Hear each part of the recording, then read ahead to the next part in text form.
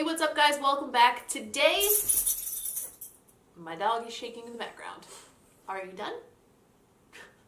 Today I wanted to film a June favorites video. I know it's really unlike me to have favorites 2 months in a row, but I just been digging a lot of shit, so let's talk about it. First favorite this month is actually two items that I've been wearing together. This is the MAC lip pencil in the color Chicory and the satin lipstick in the color Mocha.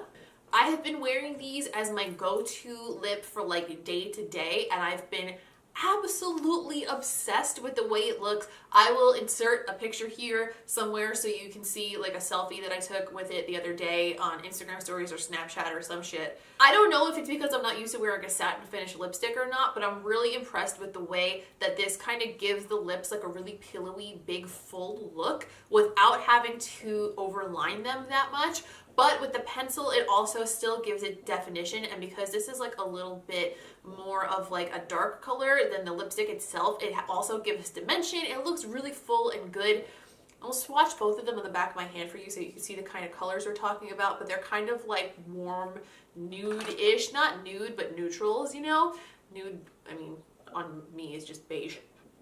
That's what the two colors look like. I have been obsessed with this combination. I have been wearing it non-stop. If you have seen me on Instagram stories for like the last probably week and a half, this has been the combination that I've been wearing. The next thing that I've been absolutely obsessed with for the lips recently are the NYX Liquid Lip Suedes. I have had a few of the shades of these for a while, and then I got a package with a bunch of them from NYX recently.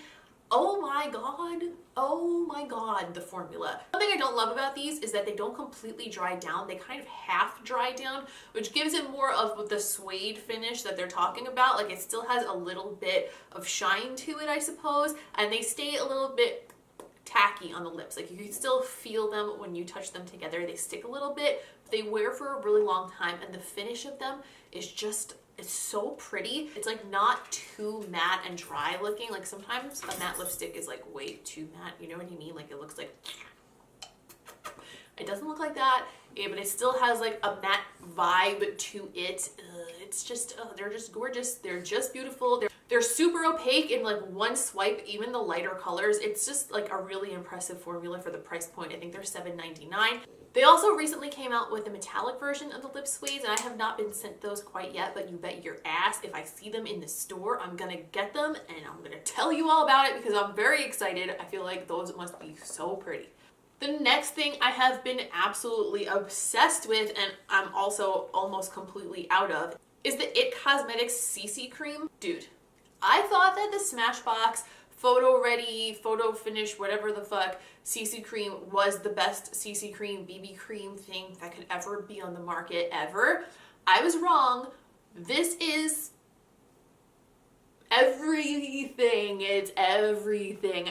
I never go through a foundation ever, and I have blown through this in like a month and a half. And it's not because you have to wear a lot of it. It's just because, like, literally even on no makeup days, I still find myself putting this on because it looks so beautiful. It is SPF 50. It has a scent of citrus to it, which I don't love that much. I wish that it had no smell, but it's not a bad smell either. I just don't like scents in my face products. It's a very high coverage for a CC cream, but it also has like a very dewy natural finish, so it still looks like skin. So if you're looking for something that is going to be really good for summer, this is the shit. If you're really oily, then this might not wear that well if you don't powder the shit out of it and set it to death with like an Urban Decay setting spray or something like that. But if you have normal to combination to dry skin, then this is going to be your BFF for summer. I am like literally obsessed with it. I'm going to cut it open and make sure I get every last drop of it out, and then I'm going to go immediately buy a new one because I just don't want to wear anything else. I even like it better than my Armani Luminous Silk. Like, that is really saying something. The next two items are eyeshadow palettes, and I'm not going to go into depth on them because I've done a first impression and dupes video and all different sorts of shit on both of these already, so I don't want to bore you guys to death. But the Naked Heat palette and the Jaclyn Hill, and the Jaclyn Hill Morphe palette, I have been using these both pretty much exclusively since I got them. Obviously, I've only had the Jaclyn Hill palette for a little while now, but I've used it, I think, 3 times or 4 times now, and it is just fucking very delicious. And this is like a warm eyeshadow lover's dream come true.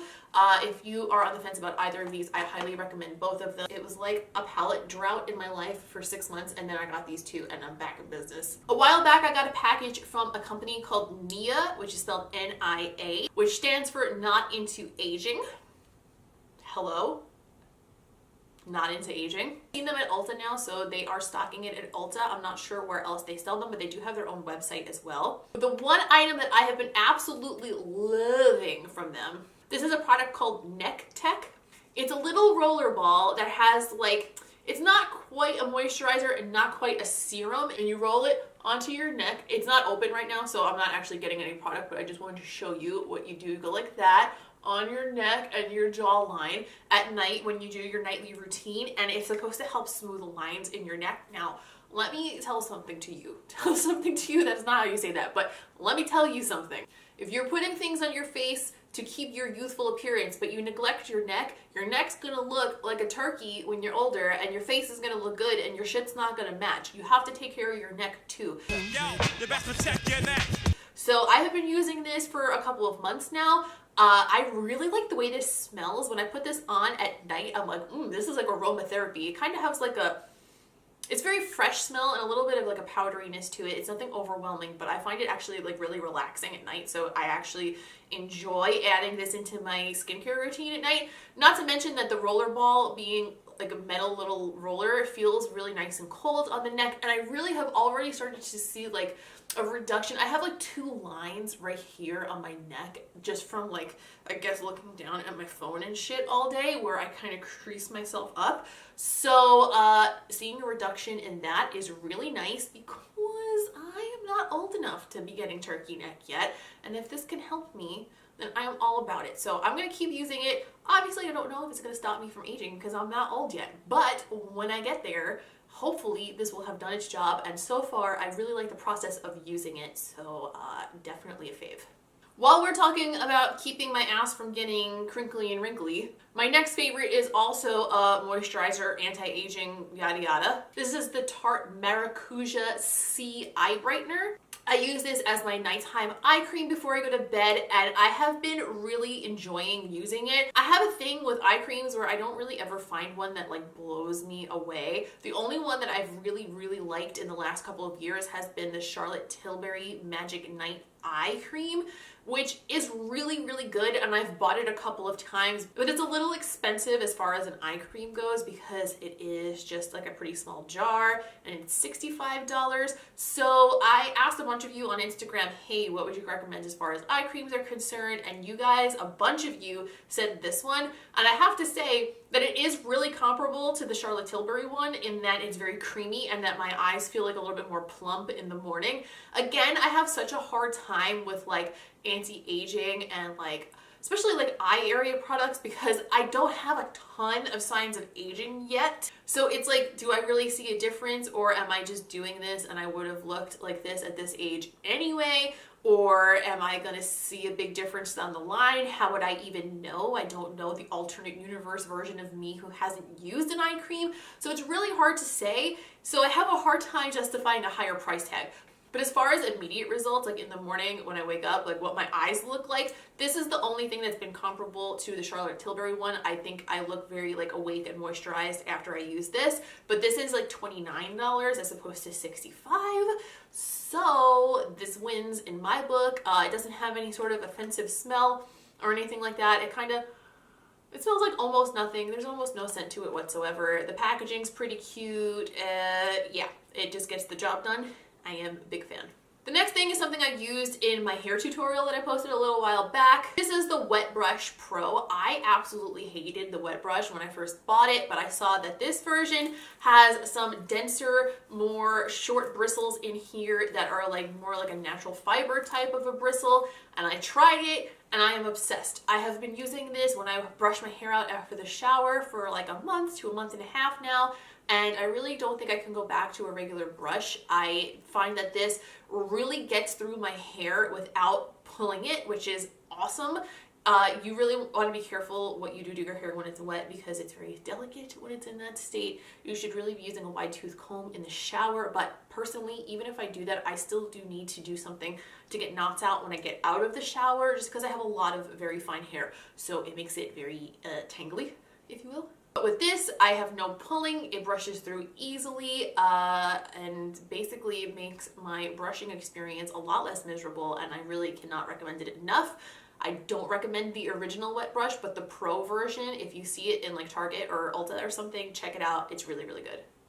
And the last item on my list is not a beauty item, but I just wanted to include it because I've been like so in love with it recently. This is my Free People backpack that I bought for the summer. It's a light gray, like faux alligator skin type pattern, and I just think the size of it and the pockets inside are like the most perfect thing. So the front pocket has nothing in it right now because like I just kind of took all my shit out of it earlier, but it has like a little place where you can store your cards right in there, and also like, you know, just like a bigger pocket area where you can put anything you need. And then on the inside there are a zipper compartment, a center area where I like to store all of my lip products, which is huge because usually they're just floating around the bottom of my purse and it's like a shit show in there. Then it has two pockets here where you can like keep your phone and stuff, and then like plenty of room in the in-between, and it's still so tiny and small. Also, the straps are a really good length, which I know sounds really silly as like a selling point for a backpack, but a lot of times I find when I buy like a little backpack type purse, the straps are super long and it kind of hangs down by my ass crack. And I am not a short woman, I'm tall, and I don't understand how people are wearing these. And before you say you need to adjust the straps, I did, I swear to God. But for summertime, I do really like the tiny backpack look because I don't know, it's just something about carrying like a big, bulky, heavy purse doesn't feel right to me when I'm wearing like a tank top or like a t-shirt dress or something along those lines. It just feels off and like too heavy. But with like a little backpack, you just sling it over your shoulder. It's on the smaller side. The color of that I think also helps with like the summeriness because, you know, your girl doesn't really do a lot of bright colors, but gray is a good compromise for summertime because it's not as dark as black. So I just figured I would share that with you guys because I've been like really super enjoying it, and the little pocket in the middle for lipsticks has been like changing my life because usually I just lose half of my lipsticks that I put in my purse, and now I didn't lose any of them. So that is it for my June monthly favorites today. Thank you so much for watching. Please let me know in a comment like what you've been loving out of these items that I mentioned, or what your monthly favorites were. Do you like backpacks? Tell me about it in the comments. Do not forget to give this video a thumbs up if you enjoyed it because that really gives me an old helping hand. Don't forget to subscribe if you haven't already because that's the best way that we can keep in touch here on YouTube. And also, if you're really adamant, if you're really dedicated and you want to make my life a happy place, turn on the little notification bell down there so that you know the exact moment that I upload a video. That would make my day. Don't forget to follow me on social media. I'm at Ms. Quinnface on Instagram, Snapchat, and Twitter, although these days it's mostly Instagram and Twitter because I've been doing a lot of Instagram storying. I'll list that down below. I'll also list it on the screen. You can go give me a follow over there. Twitter is kind of the best way to get in touch with me. I'll definitely respond the fastest on there if you ever have anything to ask me or anything to say to me or anything to yell at me about, whatever it may be. And on Instagram, I like to post a new makeup look like pretty much every single day of the week. So shit's popping over there. You should go check it out. Come say hello, leave me a comment, and let me know you came from YouTube. That is, I think, it for today. I have to go change and get to the gym, and I will see you in the next one.